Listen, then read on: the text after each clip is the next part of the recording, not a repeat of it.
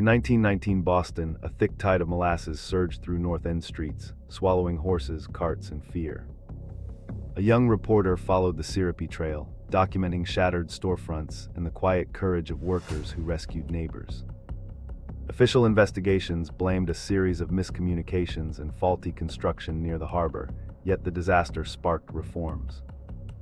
Rumors faded as records showed mothers lifting children from the mud, firefighters steering boats, and engineers sealing the remaining tanks.